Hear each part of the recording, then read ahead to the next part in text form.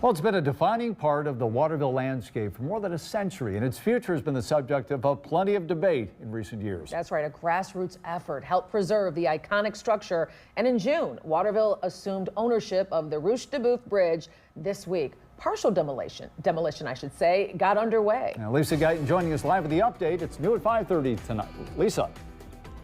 Lee and Christian, the bridge was built in 1908, and until just a few months ago, it appeared likely that it would be torn down in 2026.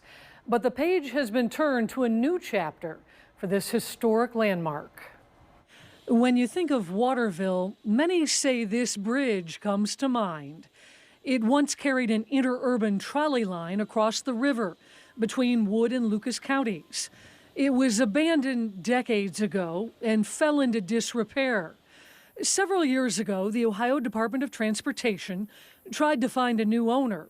But when that didn't happen, it was our intention to demolish the bridge. But through several conversations, actually years of discussions with the city of Waterville and other groups, it was really at essentially the 11th hour that it was determined that there was an alternative that we could explore together. Kelsey Hoagland is with the Ohio Department of Transportation. She says in June, the city of Waterville, ODOT, and the Save the Bridge Association reached an agreement.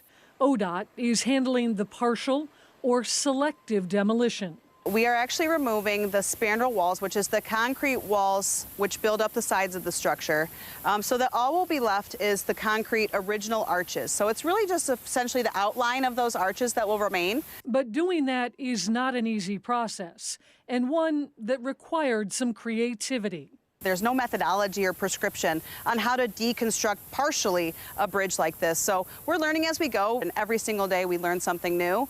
So really just interesting for these crews and unique project overall. It started with creating a custom causeway for the construction equipment, which is actually a buildup of rock that we haul in specifically to create a place to work from, right? Because we are in the middle of the river. So in this particular case, we built the causeway, the first half, which is between Waterville and the Roche de Boeuf rock. That covers about 4 spans, and they're making great progress right now on those first 2 spans. Once the partial demolition is finished, ODOT will no longer be part of the project.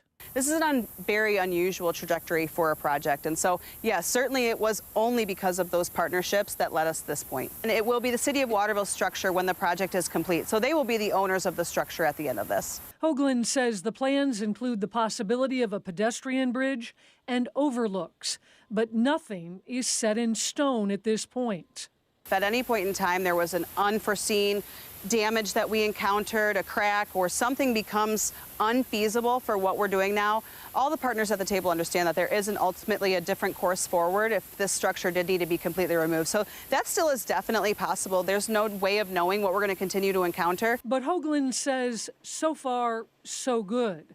Those who work to preserve it say the goal is to make sure the bridge is a defining part of Waterville for another century and beyond. The cost of the partial demolition is about $4 million, and it is covered by ODOT. Any cost after that will be assumed by those working on the project.